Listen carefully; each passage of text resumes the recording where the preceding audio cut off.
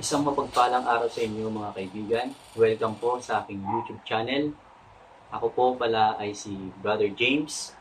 Ako po ay Seventh-day Adventist at kasalukuyang caretaker ng aming simbahan. Ako po ay isang baguhang elder ng aming simbahan. Nais ko pong ihatid ang mensahe ng Panginoon sa inyo mga kaibigan. Ating mababasa ito sa banal na aklat, walang iba kundi ang Biblia. Ating basahin sa Book of Matthew.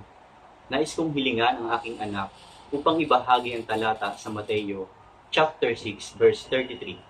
Stephen, ano ang nasusulat sa talata ng Mateo?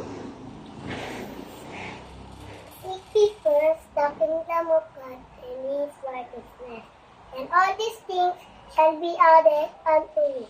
Matthew 6, verse 33. Isang napakagandang talata ang ibinahagi sa atin ng aking anak na masusumpungan sa talatang Mateo na sinasabi, unahin muna nating hanapin ang kanyang kaharian at ang kanyang katwiran at ang lahat ng bagay ay pawang idaragdag sa atin.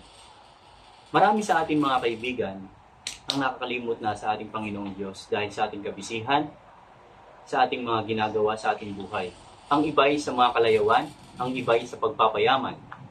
Ito ang dahilan upang makalimutan natin ang ating Panginoong Diyos na unahin natin siya. Ngunit sinasabi sa atin ng Panginoong Diyos na unahin natin hanapin ang kanyang kaharian. At ang lahat ng bagay and all these things shall be added unto you. Ang lahat ng bagay ay pawang idaragdag sa atin ng ating Panginoong Diyos. Isang talata ang nais kong ibahagi sa inyo mga kaibigan. Ating buksan sa aklat ng Mateo chapter 6 verse 19 to 20. Ganito po ang sinasabi.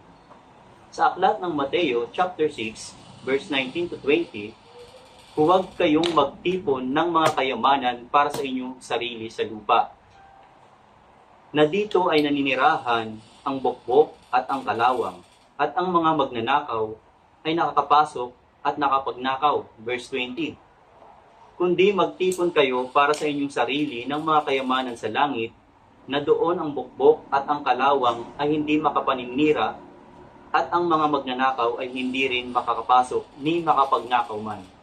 Ibig sabihin, ang lahat ng material na bagay at ang lahat ng ating mga pinaghirapan dito sa ating lupa ay pawang panandalian lamang mga kaibigan.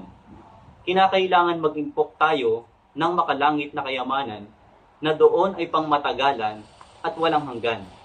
Ang lahat ng mga bagay dito sa lupa ay panandalian lamang at lilipas din ang lahat mga kaibigan. Ngunit sa langit ay walang hanggan. Nawa ay may natutunan tayo sa ating napag-usapan at magsilbing liwanag ito sa ating buhay. Ito po ang aking dalangin. Nawa ay pagpalain ng bawat isa sa atin. God bless po sa ating lahat. Paki-like and share na rin po. At maaari po kayong mag-subscribe sa aking page. Salamat po. Bye-bye! Bye-bye! Ingat!